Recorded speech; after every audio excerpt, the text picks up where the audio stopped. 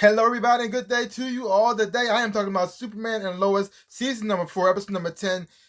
It went by so fast. You know, that phrase wraps up a whole lot of things, especially this season as a whole, because it's supposed to have been going on longer, but it had to wrap it up pretty fast because this is the last episode of the season.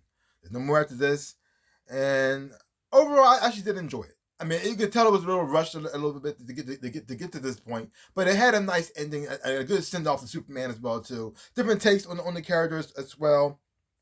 So I wish it went down like this.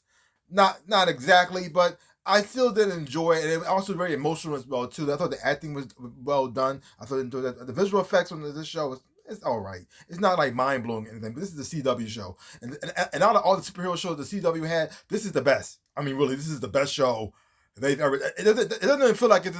I don't think it's in the same universe because this is the same Superman that was in the Supergirl universe, and he's like a totally different person. It's like a totally different vibe as well too. The way the thing is shot, the way the story's being told, the way the characters are portrayed is way different.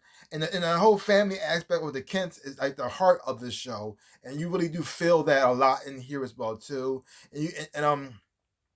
And it's like a very emotional driven as well. And certain when you see certain things happening here, like the whole fight between Doomsday and and Superman. And Doomsday and Superman fights are just always epic, most of the time in the comic books. And Doomsday is just a force of nature. He's just an evil force of nature. You just kind of put him down. But here, this was it took a different spin on Doomsday because he actually was a Superman from another world. That Lex Luthor found a way to kill over and over again, which I have no idea how. That doesn't make any sense, but whatever. So he killed him over and over again, and then he mutated into this creature. Because I think spending time in this world was messing him up. Because he's like the opposite of Clark. And so it kind of deteriorated his mind. He became Bizarro. And then as he became Bizarro, then that because of Luthor tampering, he became Doomsday. And first he was just a monster, but you realize because of Lois, there was still some heart there. He still has some feelings. He still has emotion. He still has a soul. And even though he was still fighting Clark in here and trying to kill him, his main motivation was he just wanted to go back home. And I think his world was destroyed. I don't think he knows that. And then Clark's just fighting him, punching him, fighting him, punching him. And then that when he fighting with the help of other people, he was going to kill him. He's just going to just go ham on him. And then when he saw his face and he saw his eyes, and this is the first time I actually feel sorry for Doomsday. This is the first time, anytime I feel sorry for Doomsday, because you feel like all you saw, even without words, without him saying anything, he would have just, I don't want to be. You could actually feel him pretty much saying, I don't want to be here. I don't like what I am. I don't like this at all. I just want to go. And Clark seeing that and just floating, he was going to go back for the punch and just going And then he saw his eye. He said, "Oh man, this is not a monster. This is me. This is something I could have became." And you see him feeling for him, and I thought that was a very beautiful scene as well too, as well. How they killed off Doomsday was kind of messed up, but I still did enjoy it as well. I thought I did enjoy it as well. And then seeing Clark struggling with the fact that even though he's an alien with all these amazing powers, he's still in a way kind of human, and he still has those fears that he's going to lose his family, and also him being a hero, wanting to sacrifice himself to save his family. And his wife like this, dude, you don't have to do that. You don't got to do things all by yourself anymore. You have your sons. Yeah, they may not be as powerful as you yet, but they do have power. And you also have John Henry, who has the suits and everything. So you have people who are willing to help you. You just gotta let them help you. And you see him struggling like this, because sometimes you get certain people who can give to everybody, just give all the time, give their time, help out with anything. But when they're in need, when they need help, they don't. No. But you see him struggling, and you see him learning that I can't do this all by myself. I do need help because of the human heart he has inside of him. He still has the power, but he just can't push himself like he used to because his heart would give out. You see him struggling with that as well too. Now there was some scenes in the fight scene that I thought was kind of weird, like how Jonathan almost got killed in here, but it looked like it happened off screen, which was kind of odd. I don't know how they got separated. I don't know. I know maybe I missed that part or something. I don't know because at first it showed Jonathan and Jordan together, and next thing you know, Jonathan on the ground passed out, looked like he about to die. Was I just what? Like okay, I don't know what that happened there, but that was a little off. A little bit off. That was the scene. I thought that maybe I missed something. I don't know, but that was kind of weird. But most of them, even though, like I said, it felt a little rushed. Overall, like I said, I did enjoy it. I still enjoyed the ending. But the show felt like it ended pretty early. Matter of fact, the whole show only lasted about 20 minutes, maybe, and the rest of it was just like them just wrapping the show up. Just showing like because it does a jump to the future to the timeline, and then showing Clark getting older, his son's getting older, they have kids and well too, and blah blah blah, and then they showing how everybody's life is and like that. It's almost like people saying, "This is it. We're saying goodbye. We're not coming back." But we appreciate all those people who watched us and watched us go like this. So maybe this probably was something we may have went this way. You probably went this way, maybe in the story, maybe not. Who knows? But we're here now. And even though I wasn't a huge fan of the guy, Michael Coulter, playing Lex Luthor, I thought his acting performance was fine. I thought he was good. I think he had the look and the charm of Lex Luthor that I'm used to seeing, or used to reading in the comic books as well too.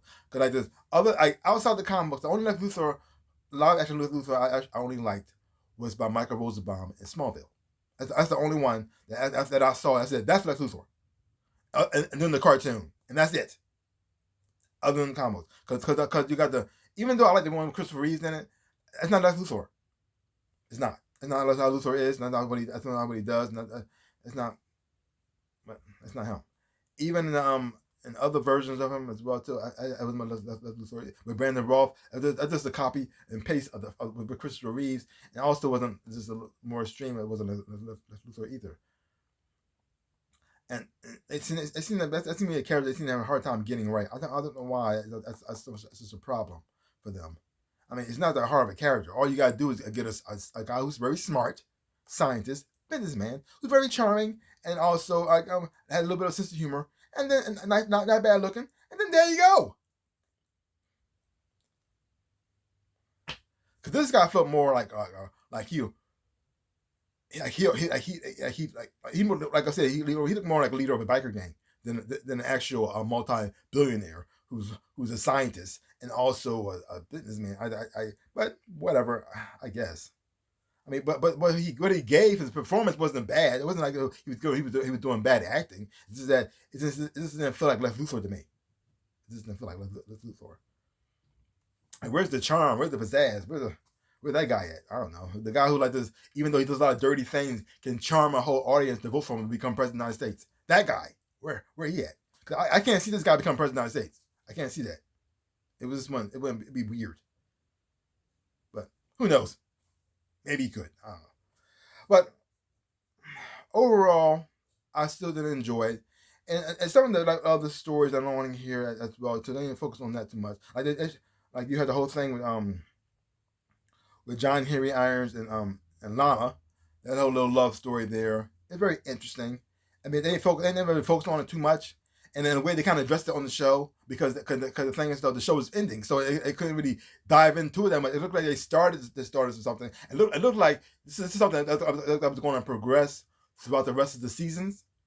And slowly watch them fall in love and become a couple, and the next thing you know, end up getting married. I think that probably was the whole goal. But since the show was ending so fast, it had to like just say, well, we just gotta we addressed the situation that there was a problem of building this relationship.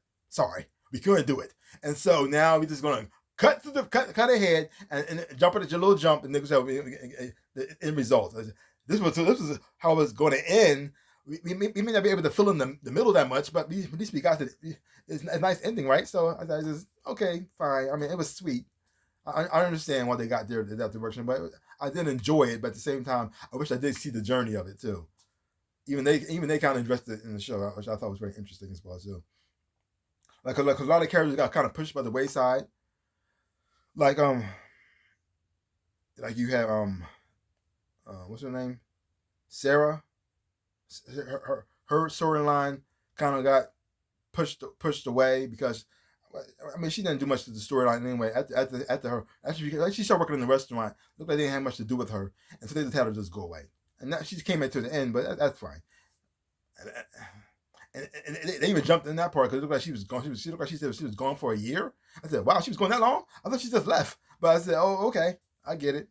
Okay, I get it as well too." And it was nice seeing Jonathan and Jordan grown as grown ups and with their family. That was sweet and very touching. I thought the actor who played them did an amazing job. I'm not sure if it was two people or I mean, I think it was two different people. They found the actors that actually really look alike, which I thought was a very good casting on that part. That wow. So even though, like I said, it felt rushed a little bit, but it still had a nice ending, and I still did enjoy it. This show has its flaws, but overall, I thought it was a great series finale. I think it was a good send off to Superman. Interesting take on the character, get a different perspective on him as a person and the struggles he has and his identities as well too, and also seeing the benefits of him actually coming out, or should I'm about to say expose himself, or showing the world that he actually is Superman, and how that came around as well too. And so overall, a great episode. If I give the whole series a great, this season I hear a grade. See, what did I give it? I think I give it a B plus or A minus. Something one of those. You know, I'd be nice. I'll give it an A minus. Why not? No, I'll just give it a solid A. Boom. There you go. It's not, like I said, it's not perfect, but it does so much stuff right that makes me say, you know what? I'm fine with that. And even the whole thing with Lex Luthor and his storyline, even though it wasn't much of it, how his thing came full circle. Like it showed how he started off when he was in prison, and going back to prison, and also his place that he had in prison, and how it ended too. With like a perfect like a good kick back to him as well too. I also thought it was pretty funny that Superman hit him so hard he flew out of his suit. I thought that was amazing. I thought that was hilarious. Superman punched him because he had all this confidence and he's going to beat Superman because the suit got a fuse with kryptonite and all this stuff like that too. He thought he was going to kill him. He already got weakened because of the Doomsday situation. He said, "I got this." With all this confidence, I'm going to tear you up. And then Superman punched him so hard he flew out of his suit. I thought that was hilarious. I mean, that actually would have killed him, but whatever. I mean, he would have died. I mean, he punched that hard. He flew out.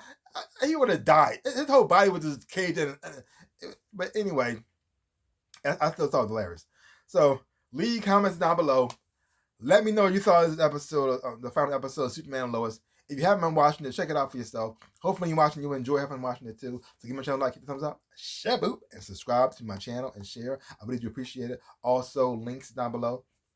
Connect you to my social media. You want to follow me there. I would appreciate it as well too. Also to my store, but something with shirts and socks, others and whatnot. This is one of the shirts that I designed here. My NinjaRabbit shirt. NinjaRabbit.